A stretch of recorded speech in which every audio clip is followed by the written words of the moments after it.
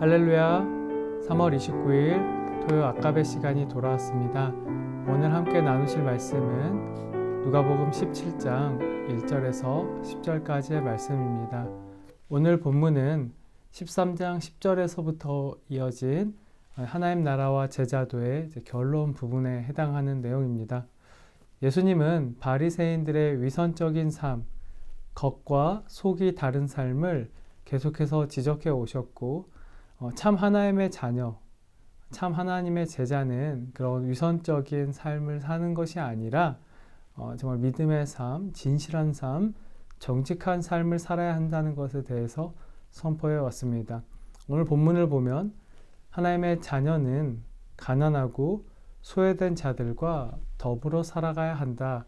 그들을 실족하게 하지 않고 그들이 하나님의 자녀로 살아갈 수 있도록 도와줘야 한다라는 사명과 소명을 가르쳐주고 계십니다.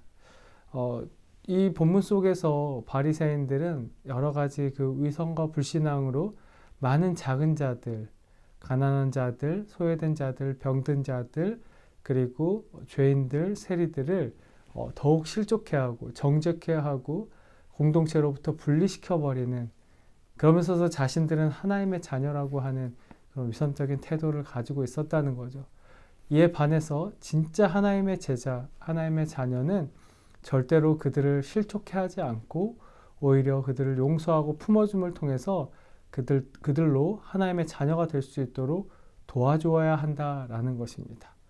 자, 참된 제자는 다른 사람을 실족하게 하지 않는 사람입니다.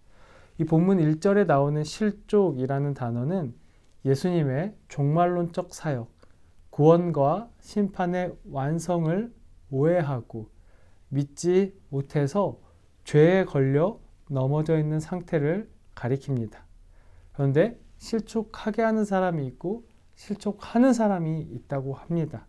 즉, 넘어지는 사람이 있고요, 넘어뜨리는 사람이 있다는 것입니다. 자, 유대 지도자들은 당시 사회 전반에 막대한 영향력을 행사하고 있었을 뿐만 아니라 정말 직권적으로 많은 영혼들을 판단하고 정죄할 수 있는 자리에 있었습니다.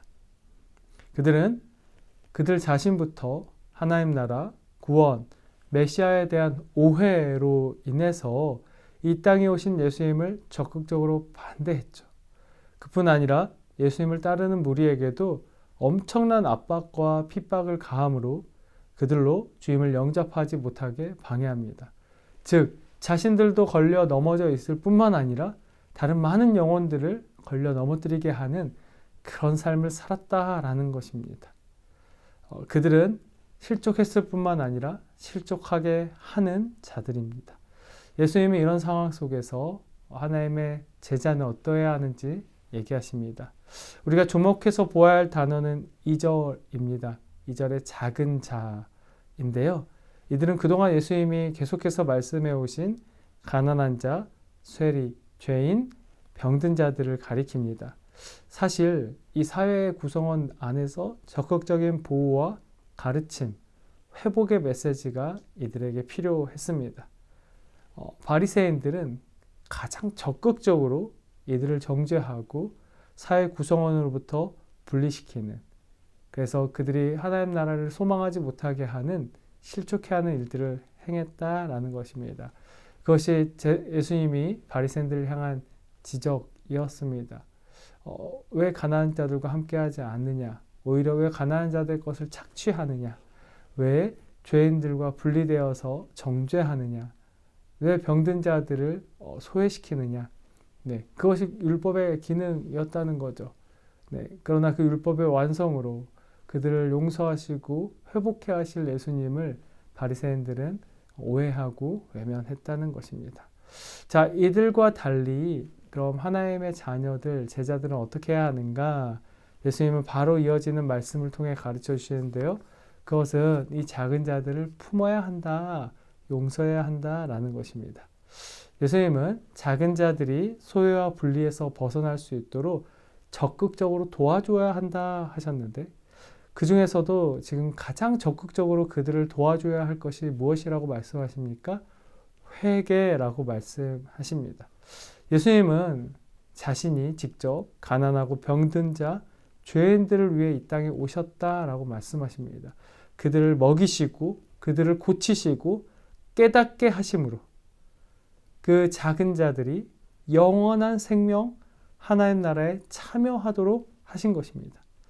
예수님께서 죄 아래에 살던 그 죄인들을 용서하시기 위해 이 땅에 오신 것처럼 그 예수님의 어떠하심을 깨닫고 예수님을 영접한 자들은 역시 여전히 어둠 속에, 아픔 속에, 죄악 속에 있는 자들에게, 그 작은 자들에게 당연히 나아가서 그들로 회개하고 예수 그리스도를 영접하는 그 삶을 살아야 한다.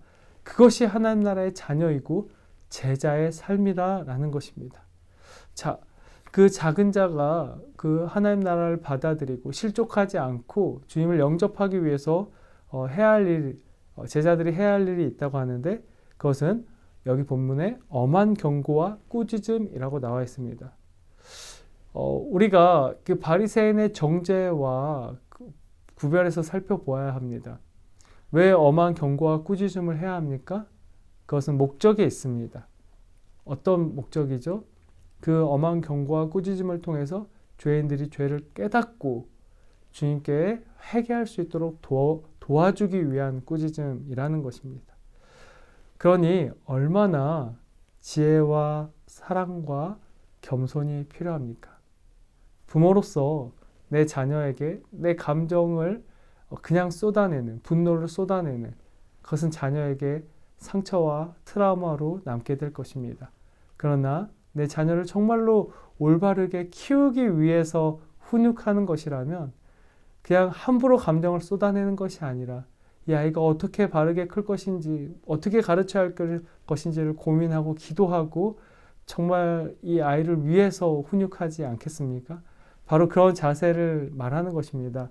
감정을 쏟아내는 것이 아닙니다. 이들이 회개할 수 있도록 적극적으로 돕는 그런 가르침이 필요하다. 이것이 제자의 역할이라는 것을 말씀하시는 것입니다. 자, 그런데 이런 태도를 갖기가 굉장히 어렵습니다. 왜 어렵습니까? 이들 지금 그 가르침을 받고 회개해야 될 대상들이 작은 자이기 때문입니다. 사랑하는 성도 여러분, 여러분의 인생 가운데 중요한 사람을 대하는 태도와 중요하지 않는 사람을 대하는 태도가 다르지 않습니까? 내 인생에서 너무나 중요한 사람들 앞에서는 겸손해지고 차분해지고 그렇게 감정과 태도 모든 것을 절제하게 되죠. 그러나 사실 내 인생에서 중요하지 않은 사람을 향해서는 가볍게 여기는 것입니다. 함부로 여기는 것입니다. 그래서 어떤 대화를 할 때에도 신중하지 못한 일들이 일어나죠. 그런데 지금 이 경고와 꾸짖음을 해야 될 대상이 작은 자들이라는 것이죠. 내 인생에서 중요하지 않는 자들이라는 것입니다. 그들을 향해서 애를 쓰고 지혜를 내고 막 지식을 쌓고 그렇게 하나하나 섬세하게 그럴 수 있느냐는 것입니다. 우리는 그렇게 못할 때가 많이 있습니다. 그러나 주님은 그런 작은 자들을 향해서 정말 겸손의 태도로 우리가 먼저 받은 그 용서와 사랑을 실천해야 한다고 말씀해 주시는 것입니다. 그리고 어느 정도로 해야 되냐? 그들이 완전히 돌이킬 때까지 힘을 다해야 된다. 즉 이렇게 온 힘을 다해서 한 영혼을 실족하지 않고 주님을 만날 수 있도록 그 영접하는 그 일은 제자로서 어떤 특별한 일이 아니라 당연한 일이다. 너희들이 하나님의 제자가 되었다면 당연하게 그들이 그 죄를 고백하거든 용서하는 그리고 그들을 실족하게 하지 않는 그 삶을 살아야 한다. 그게 당연한 제자의 도리다라고 가르치고 계신다라는 것이죠. 사랑하는 성도 여러분, 내 인생에 중요하지도 않는 사람, 내가 함부로 해도 상관없는 그 사람들을 향해서 내가 외면해도 되는 그 사람들을 향해서 지혜 있게 겸손하게 그들이 하나님과의 관계에서 깨어진 상태로 살아가지 않도록 그들을 적극적으로 가르치고 권면해서 회복해야 하는 사명. 쉽습니까? 어렵습니까? 굉장히 어려운 일일 것입니다. 그래서 이 이어지는 본문 5절에서는 이렇게 기록되어 있습니다. 사도들이 그냥 일반 제자도 아니고 예수님의 12제자들, 그러니까 수많은 제자의 무리 가운데서도 주님께서 특별히 가장 가까이 두시고 훈련해 오신 그 사도들이 얘기하는 것이죠. 주께 여짜오되 우리에게 믿음을 더하소서 하니, 주님, 누군가를 실족하게 하지 않는 일도 어려운데 저 작은 자들을 실족하게 하지 않는 일은 더 어려운 일인 것 같습니다. 누군가를 용서하는 것이 참 쉽지 않은데 정말 저렇게 작은 자들이 나에게 하는 그런 것들을 용서하기가 더 쉽지 않습니다. 믿음의 삶이 너무 어려우니 우리에게 믿음을 더하여 주시기 바랍니다. 저와 여러분의 고백 아닙니까? 정말로 믿음의 삶 살아가기가, 누군가를 실족하게 하지 않고 누군가를 용서하는, 근데 그것이 작은 자일 경우에 더 어렵지 않습니까? 우리는 작은 자들에게 기본적으로 함부로 대하며 가볍게 여기며 외면하고 무시하면서 살아가고 있지 않습니까? 네. 그래서 이 사도들도 그것이 참 어렵습니다.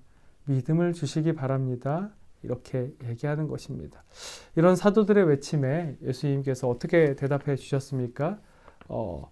예수님은 깊은 뿌리도 뽑힌다라는 말씀으로 이 사도들을 위로해 주시고 격려해 주십니다.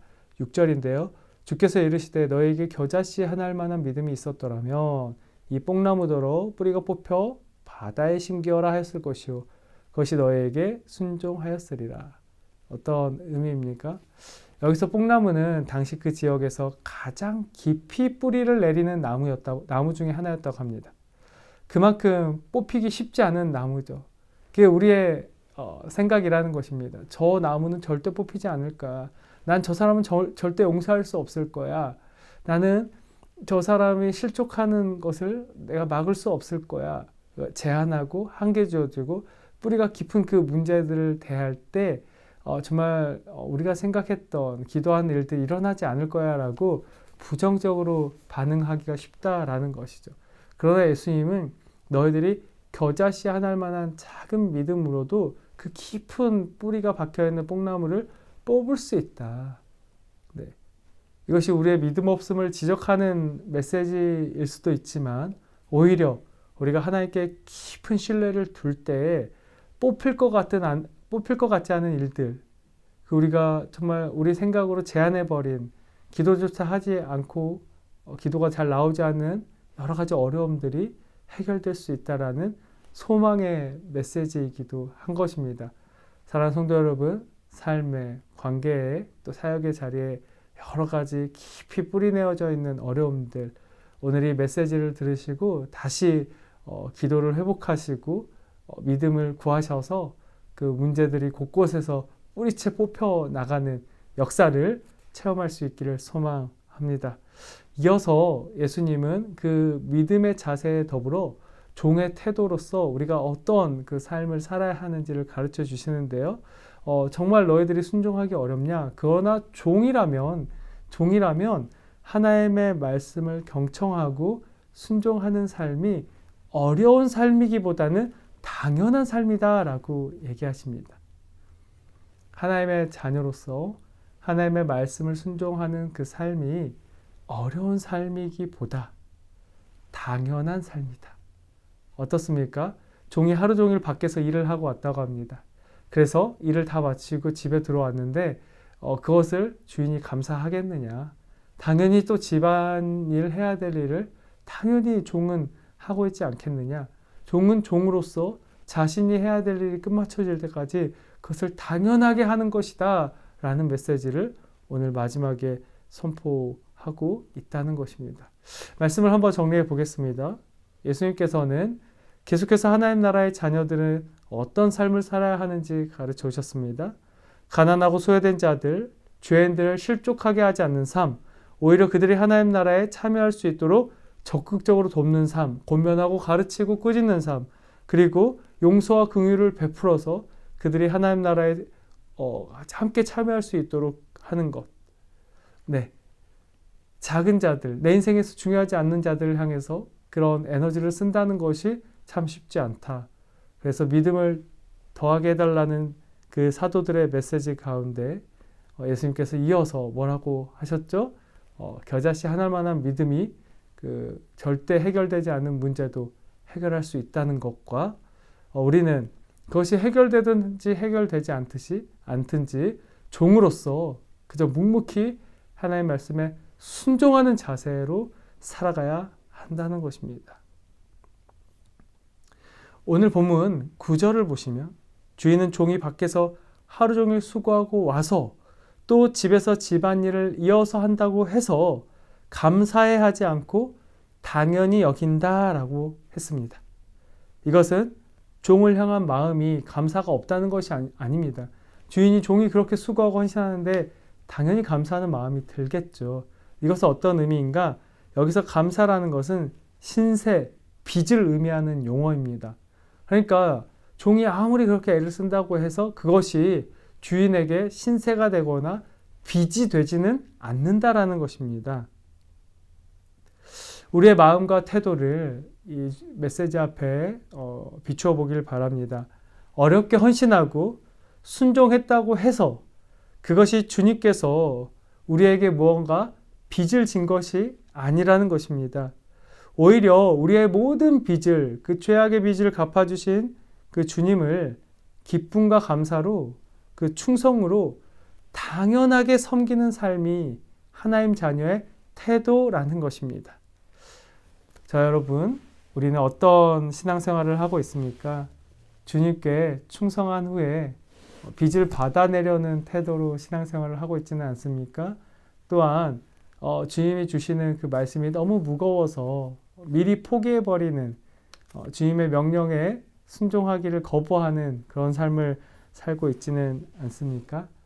네, 오늘 주님의 메시지처럼 그런 주님의 말씀이 무겁고 어려울 때 더욱 주께 믿음을 구하고 그 뽕나무 뿌리처럼 뽑히지 않을 것들이 뽑힐 것을 기대하는 신앙생활, 그리고 우리를 무익한 종으로 여기며 주님께 그 구원을 받은 빚진 자로서 주님께서 주신 말씀을 당연하게 여기고 순종하는 그런 마음의 자세의 회복, 저와 여러분에게 있기를 소망합니다.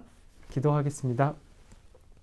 하나님, 여전히 믿음의 삶의 자리 가운데 주인 행세할 때가 많고 큰 자처럼 섬김받고 보상받으며 인정받으려 할 때가 많이 있음을 발견합니다.